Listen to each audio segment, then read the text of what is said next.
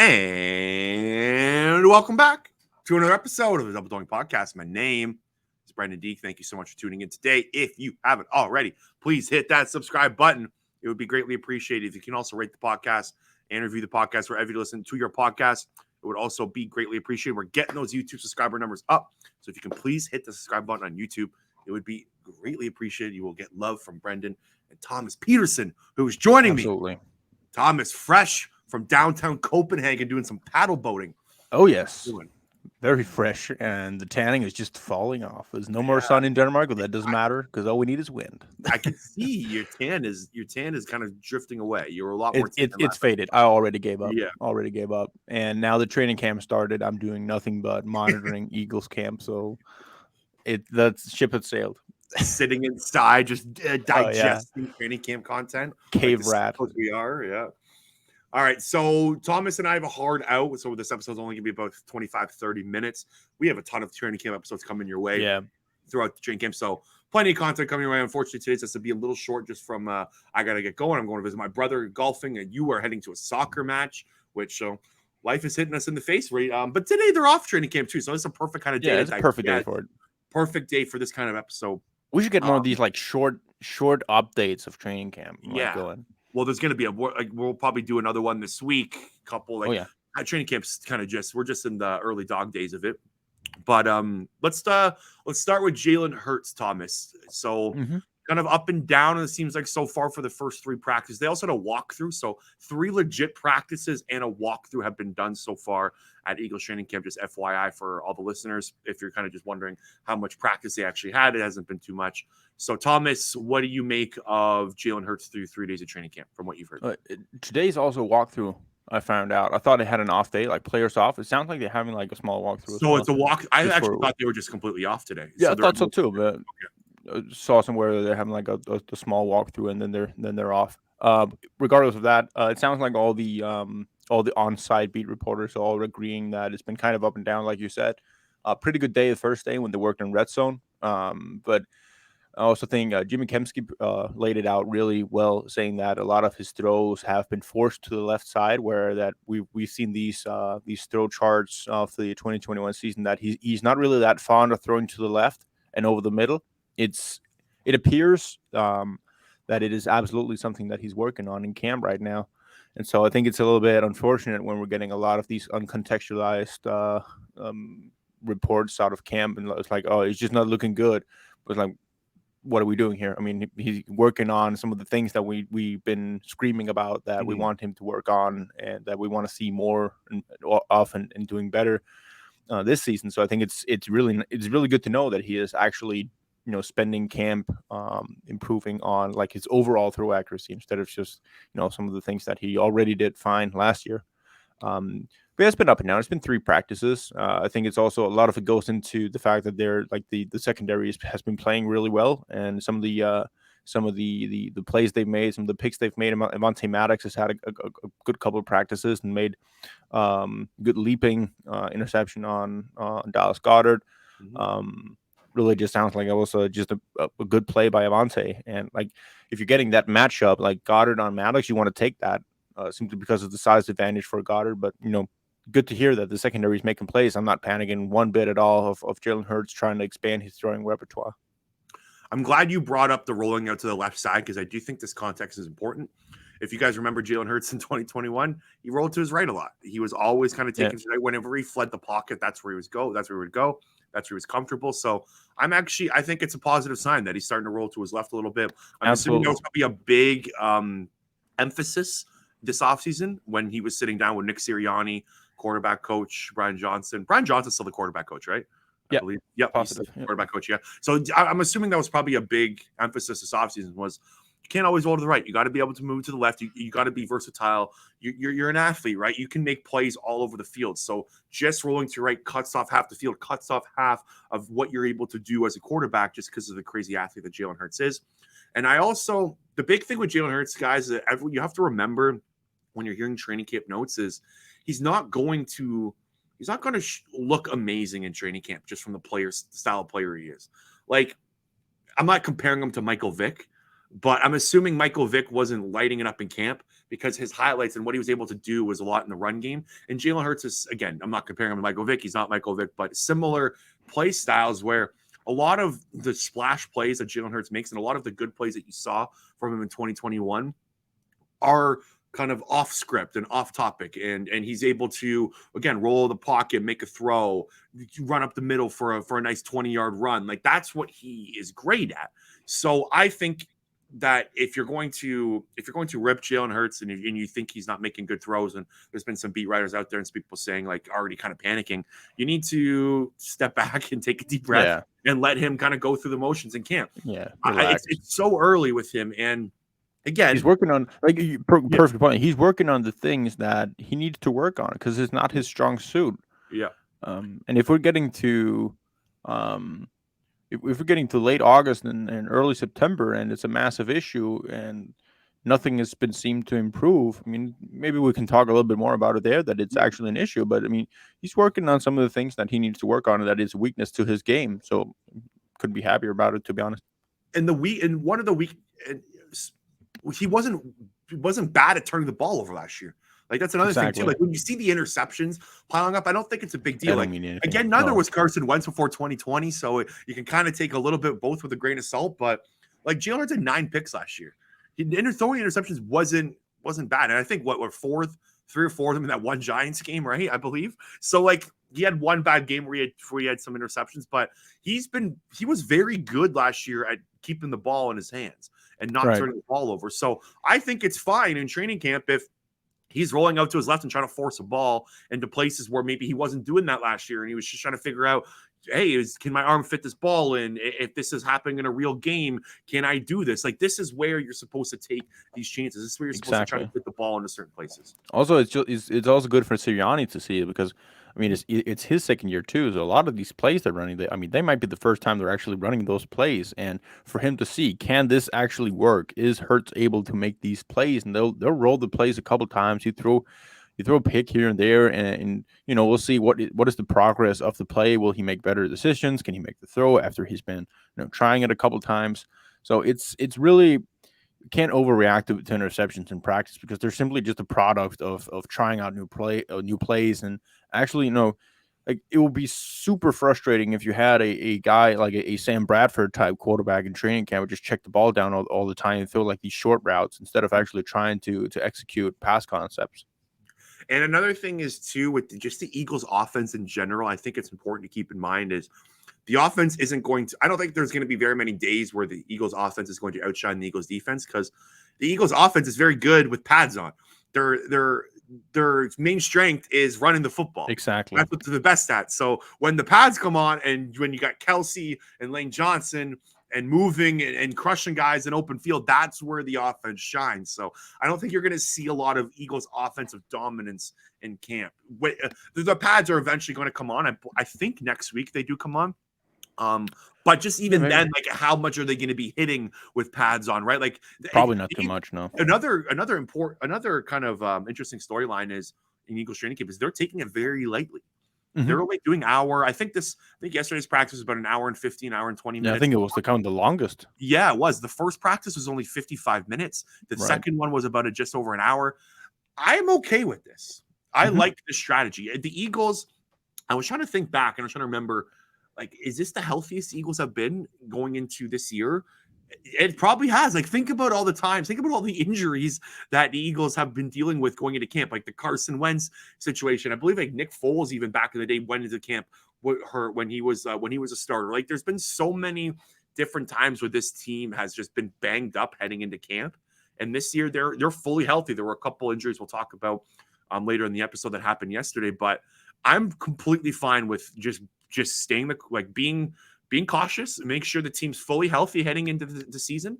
Because look at what happened at Bucs camp. Ryan Jensen, right, just went out with a knee injury. He's a huge piece to that team. We saw Brenden Brooks tear an Achilles. That was in training camp though? I think that was actually just a workouts, right? When he tore his Achilles. Yeah, that was before training camp even. Yeah. So like, you don't want this kind of stuff to happen.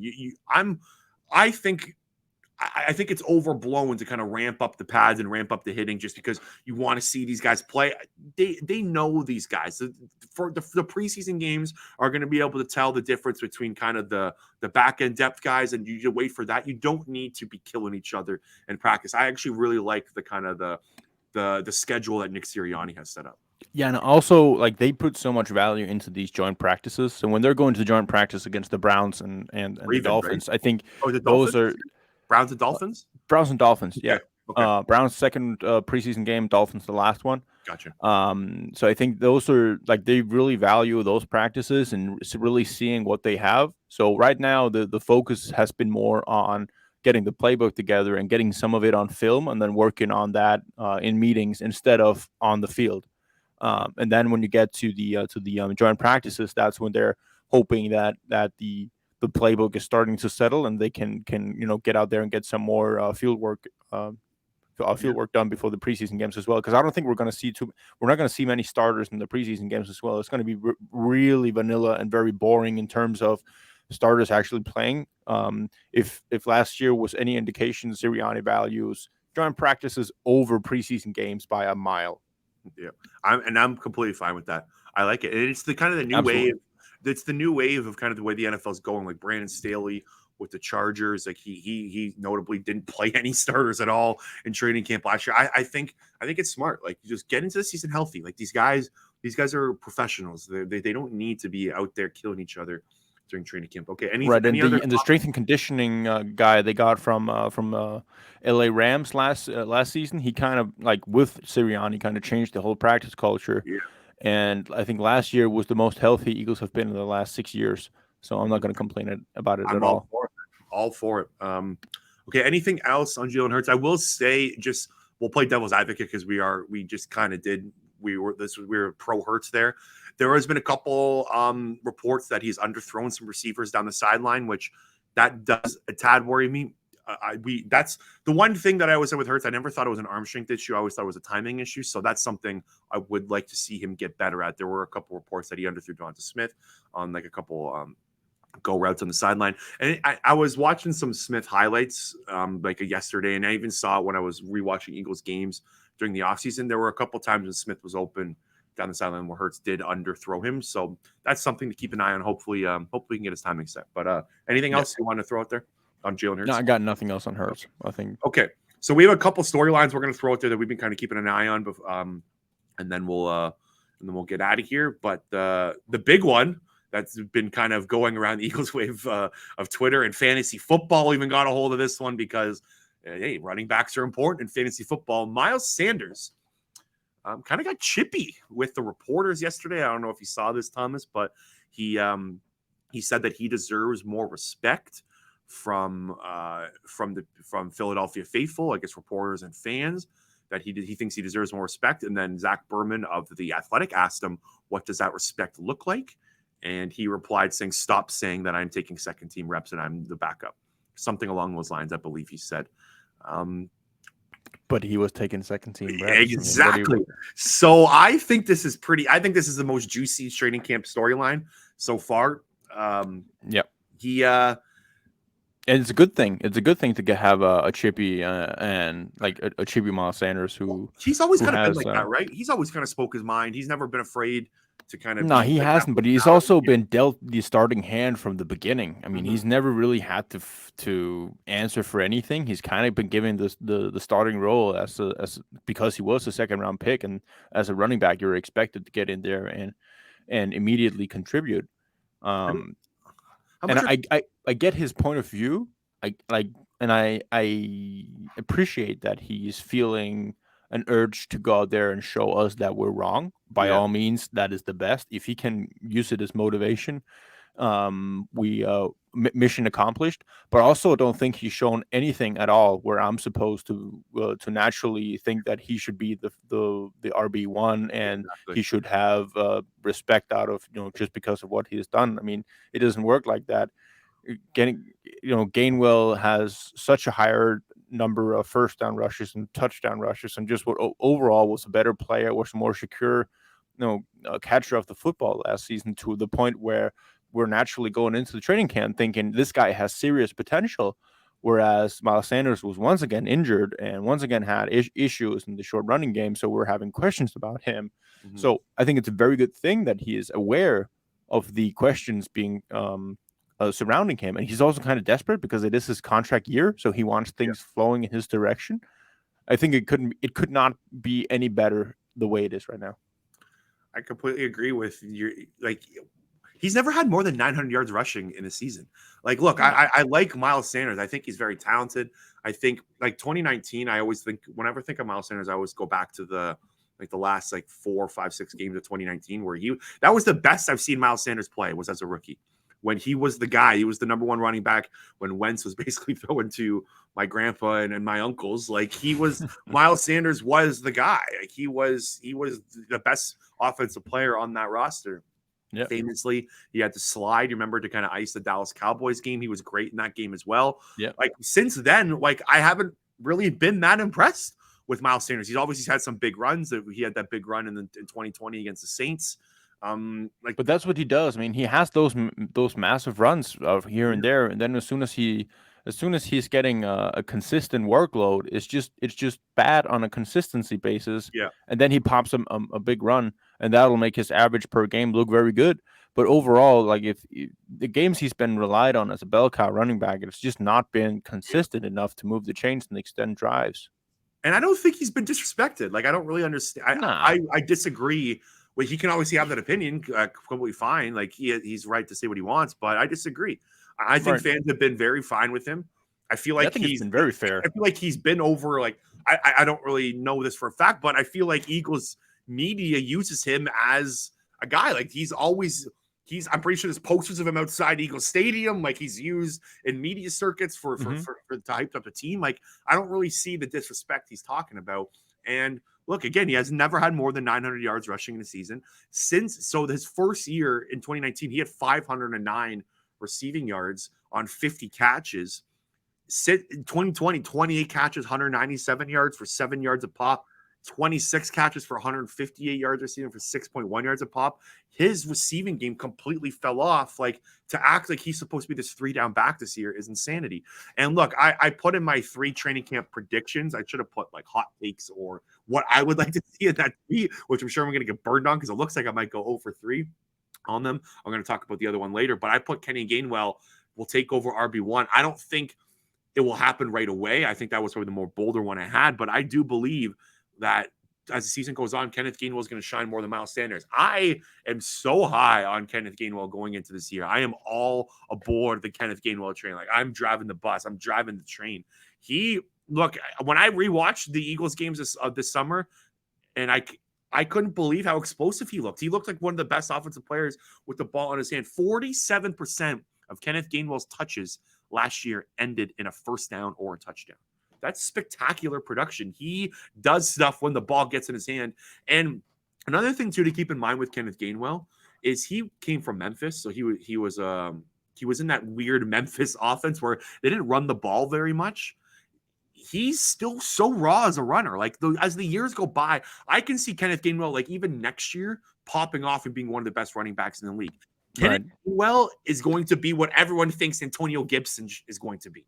Yeah, Gainwell. Memphis school. Kenneth Gainwell is going to be a better player than Antonio Gibson. He's going to be the better of those two Memphis running backs.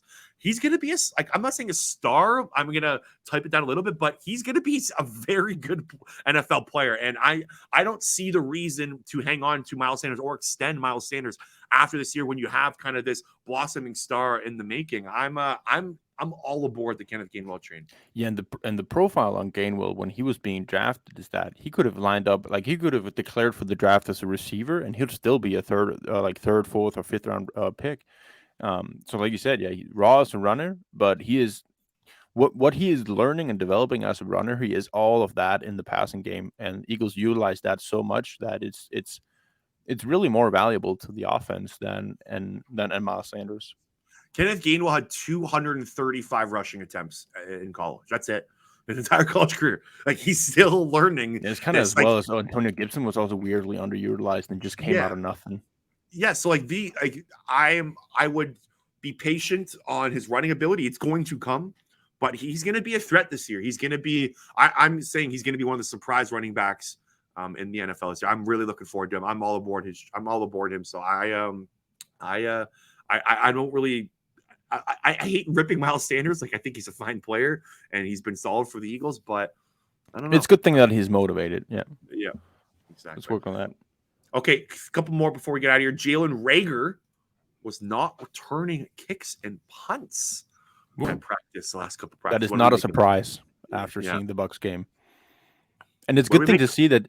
It's a good thing to see that Sirianni, took a measure after like the Bucs game where he fumbled two punt returns and basically was a big part of them losing the game. And now he's not taking any kicks or punt return snaps at all, so he's out the mix. Also said that he's fighting for a spot on a very deep wide receiver room. So nothing is guaranteed for him, and him not returning any punts or kicks at all really puts him in a bad spot. And because yesterday was a big day for Covey, and like he doesn't have to be a lot of good days being stacked on top of each other if you're also a good returner to make this team, and that might very well cost Jalen Reagor a roster spot. It's if he's not returning kicks and not returning punts, that means that his only option is to basically make this team as a sixth receiver, and six receivers don't play. They're cut. It has to be a wide receiver 4. It has to be a wide receiver 4. Exactly. And he's not beating out Zach Pascal. There's no chance. Zach Pascal is a hand-picked Nick Sirianni guy. Like Zach Pascal hasn't practiced yet. He had bad food poisoning, so that's also important to mention. But like, unless I don't know, not even unless I don't see any scenario where Reagor makes it the top 4 wide receivers on this team. Then the fifth receiver news.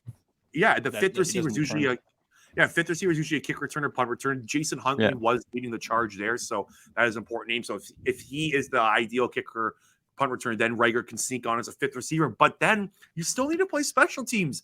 You need your fifth receiver to be able to be a punt gunner or something like that, right? Like, that's what fifth receivers usually do. They are heavily involved in the special team game. If they're not the returner, they're attacking punt returners. They're going down on kickoffs. So I don't know. I don't know what the outlet is. The only outlet that I can see Jalen Reagor making this team and being on the roster is if they take 6 wide receivers and he is just inactive. Because the 53-man roster, you start 47 a game. So 48, 47, 48 now. 48, 47. Anyways, there's 5 or 6 inactives per game. And that's the only route I can see. I think it's 45 active, no? Is it 45 active? Oh, it doesn't matter. Yeah, anyway, there's a few players inactive every game that's on the roster. So that's the only outlet I can see. And besides that, or injuries. Like, I hate to say it, but also injury, because right now Quez is killing it at practice. He's not going to give up he's wide receiver 3 spot one bit. Pascal, we need to see when he gets back from food poisoning.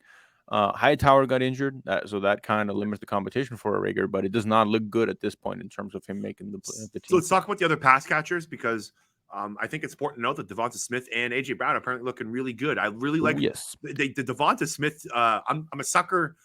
I talked about this in my last podcast with Brian Curtis from The Ringer, he's an expert on media. And we were talking about training camp content. Like, when they throw out the training camp video, it suckers you in and everyone gets excited. But it's one rep. You have to remember in the grand scheme of reps. So it kind of doesn't mean anything. But all the reps I'm seeing from DeVonta Smith and AJ Brown, like, they look different, if that makes sense. Like, they've got it. Like, they look like a hands down solidified 1-2 receiving core. And Quez, I haven't seen much of Quez Watkins on tape yet, like some videos, but from what I'm seeing and what I'm hearing from reporting is that he's doing a very good job as well. Like, those 3 guys should be on the field 90% of the time.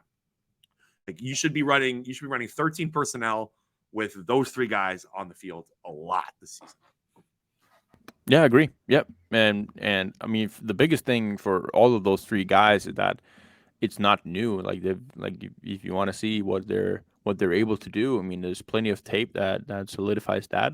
So really, it's all about how will they gel together as a 3-guy core. Yep. What else we got? Great. So let's talk about the 2 injuries you brought up. So John Hightower went down. Do we have an update on John Hightower? He came back later in practice to participate in team drills, so it doesn't sound too serious. Okay. I think it was like a muscle. No, wait, he collided with someone across the middle, so probably had the air taken out of him. But he returned to practice later the same day. Okay, good to hear. Grant Calcaterra, the rookie tight end, also got hurt. So apparently, from what I've heard and read, that it sounds like a hamstring or some sort of soft tissue leg injury.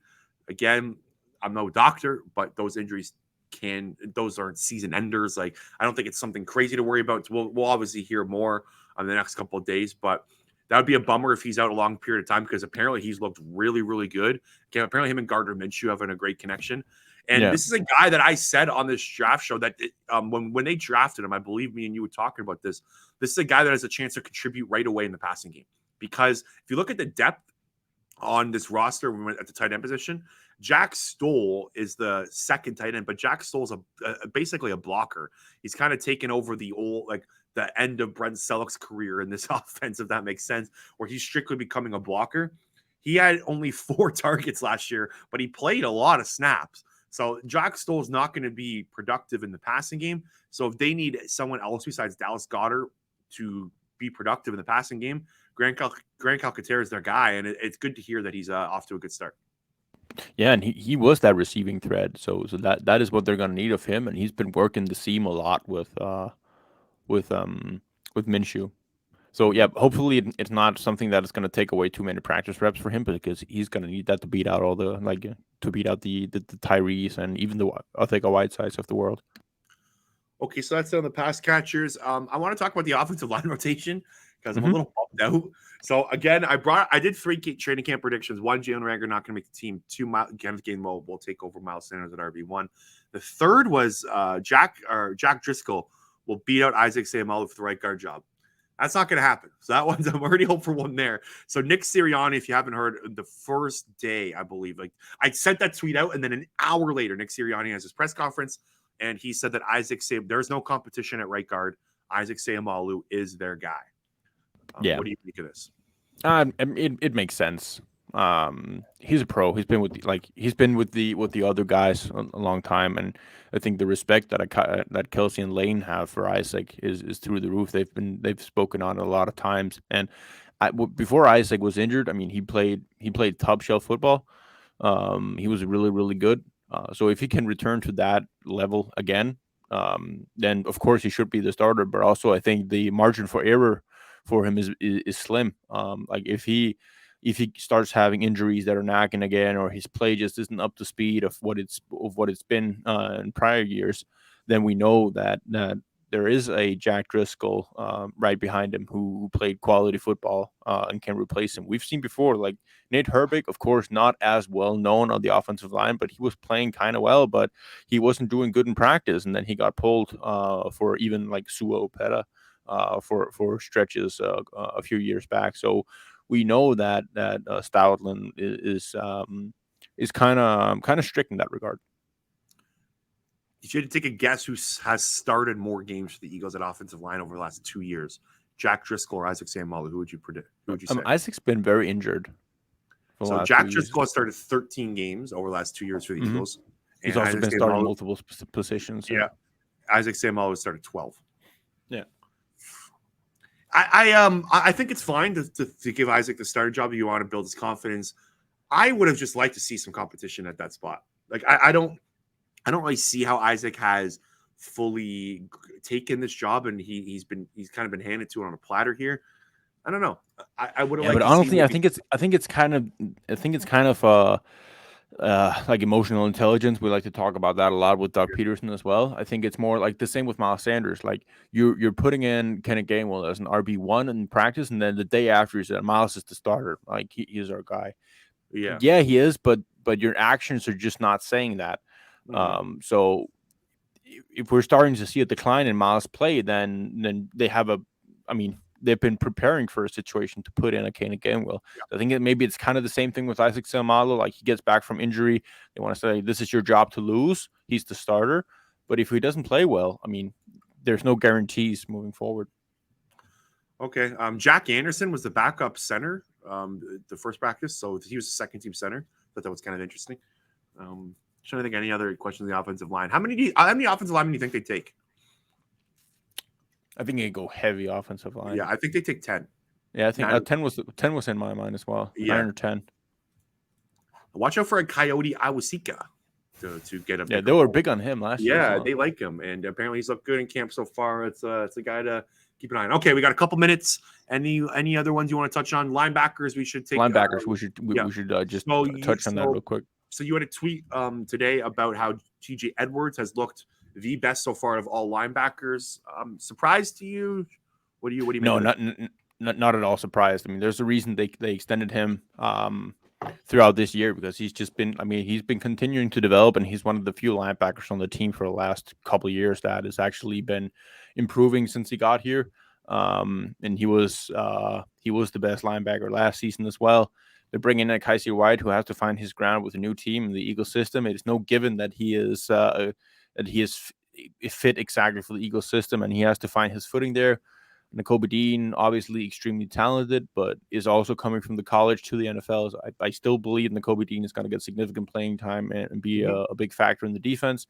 But, I mean, TJ Edwards is right now the anchor of the defense, because he is the one who has been there and who has been showing out the most and has been the most productive guy. And I think it's very notable, like Jimmy Kempski noted in his article that I'm referring to, that they're in shorts and shells, not fully padded practices. And we all know from TJ Edwards' style of play that he is an extremely physical guy who, he is in his comfort zone when it's physical and it's with pads, and so for him to be always be around the ball and be a big factor in breaking up passes in shorts and shells when it's really favored to the offense, I think that's very promising. Yep.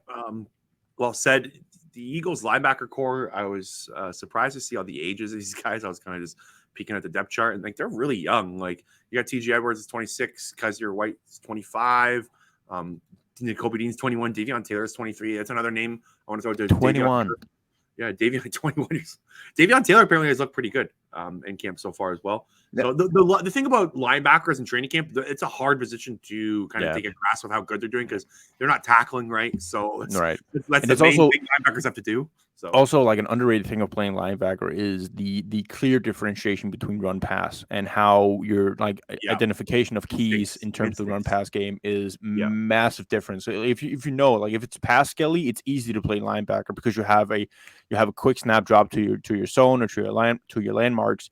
But then when you start going against a heavy run team or a heavy play action team, then everything just switches and you get caught off guard, and that's when you have to rely on athletic ability as well to kind of compensate for that. So yeah, tough to judge too much on training camp. Yeah, well said. Like, it's instincts, right? Like, linebacker strictly exactly. An instinct sport. So it's very hard for kind of get a judge on that. Okay, anything else, Thomas, you want to throw out there quickly before we get out of here? I think safety position, I think you brought up really nicely that Anthony Harris and Jaquiski Tartt are by no means locks to start on the team. And also, if an unlikely but yet realistic scenario that the young guys were to completely ball out and you're lacking a roster spot, that either of them does not make the team, probably one of them will, or I think it's pretty guaranteed to say that one of them will. And so what we've seen for right now is that Andre Chasseray, what we say it was? Chasseray. And I've been practicing for the last couple of days. I think it's a good name to practice, because he's been making plays in back-to-back practices. Same with Marcus Epps, apparently. Marcus Epps as well, doing really well. Anthony Harris has been he's had a little bit of a nagging injury going into camp, or has it been also some kind of illness? So he hasn't been practicing immediately. Unfortunately, Quan Wallace sounds like he's been having a rough stretch of practices, but might not make Andre. Team, eh? That's a name to keep an eye on that might get cut. Yeah, exactly. But Andre and Marcus really showing out and getting those first team reps is big, and it bodes well into what you said. So it's a position we'll keep on monitoring. All right, we got to get out of here. Thanks so much for tuning in, guys. Really appreciate it. Thomas and I will be back probably maybe Tuesday, Wednesday this week. We'll take a look at the schedule. We'll take a look at the schedule and we'll be back. Again, thank you so much for tuning in. Please like, subscribe, comment, anything you can do to help out the show. And we'll talk to you later.